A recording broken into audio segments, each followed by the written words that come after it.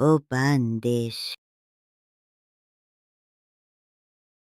She noticed it first on a Tuesday afternoon, her shadow reaching toward something on the shelf beside her, something she had not reached for, something she had not even looked at. By the night it stood still while she walked away from it. She understood it had been doing this for much longer than she had been watching. Don't look at your shadow tonight. It is time for chapter 128. A shadow should be the most faithful thing that follows you, shaped by your body, moved by your movement, entirely dependent on the light and on you. It has no independence, no intentions, no capacity to reach toward something you have not reached for. This is simply how shadows work. Most people go their entire lives without having any reason to question this. But occasionally someone notices something wrong with their shadow, something small, something that could almost be explained by the angle of the light or a trick of the surface it falls on. Almost, until it stands still while they walk away from it, and they understand that what has been following them faithfully for years has not been entirely faithful for some time. A woman first noticed the wrongness on a Tuesday afternoon in her kitchen. She had been preparing food at the counter. The afternoon light coming through the window at an angle that cast her shadow clearly on the wall beside her. She had not been looking at it, simply caught it in her peripheral vision, and something made her look directly. Her shadow was reaching toward the shelf to her left. Her arm was at her side. The shadow's arm was extended toward the shelf. She looked at her arm, at her side, looked at the wall. The shadow's arm was at its side also now, matching her. She told herself she had misread the angle of the light, went back to her work, did not entirely believe herself. She began watching her shadow after that, not obsessively, simply with the particular attention of someone who has noticed something they cannot fully explain and cannot quite let go of. Over the following 2 weeks, she documented 4 clear incidents. The shadow turning its head toward something behind her before she turned. The shadow's hand rising slightly, just slightly, before hers did the same motion a moment later. The shadow pausing on a landing when she had not paused. And the reaching incident on the Tuesday, which she now understood had not been the first time. Simply the first time she had been paying attention. Shakkoi, that understanding, cold in the way of realizing something has been happening for longer than you have been watching it. If these stories have found their way to you, if you find yourself returning to this quiet room, there is something small you can do, like and subscribe. It tells me, and whatever else watches from this room, that you were here, and that you intend to find your way back. She researched what she was experiencing, found very little that was useful. Japanese folklore contains references to shadows that develop independence, shadows that linger after their owners have moved, that reach toward things, that eventually separate entirely. She read these accounts with the particular attention of someone who is reading not for interest, but for information. For what came next, the accounts were not reassuring. The shadow's independence, in every account she found, progressed, always in the same direction. more movement, more independence, more occasions when the shadow and the person it belonged to were doing different things at the same time, until the account ended in one way or another. I wonder, have you ever caught your shadow doing something a fraction of a second wrong?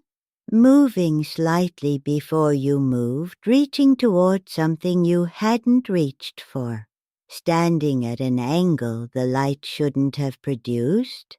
Perhaps you looked away too quickly to be certain.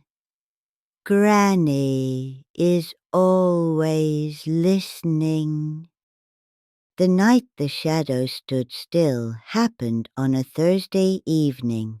She was walking down the corridor of her apartment toward the bathroom, the corridor light behind her. Her shadow cast ahead of her on the corridor wall. She was perhaps halfway down when she noticed the shadow had stopped, was not moving with her. She stopped, looked at the shadow on the wall ahead. It was standing still, in the position it had been in when it stopped moving. While she had continued walking, she was now 2 meters ahead of where her shadow stood. She looked at it for a long time. Her shadow stood where it had stopped, not catching up, not moving, simply standing in the corridor behind her, while she stood ahead of it, in a position the light should have made impossible. You are still here. Good. Some stories need a witness all the way to the end. I wonder, have you checked your own shadow recently? Whether it is doing exactly what you are doing right now, as you sit here in the dark? She moved out of the apartment within the week. She told me the shadow caught up eventually, followed her out of the building and home to her new address. She checks it regularly now, photographs it against walls in good light, compares the photographs across days, looking for the moments of independence. They have become less frequent since she moved. She does not know whether the move made a difference or whether whatever was developing in her shadow has simply become more careful, more patient, less willing to be caught. She finds the second possibility considerably more unsettling than the first.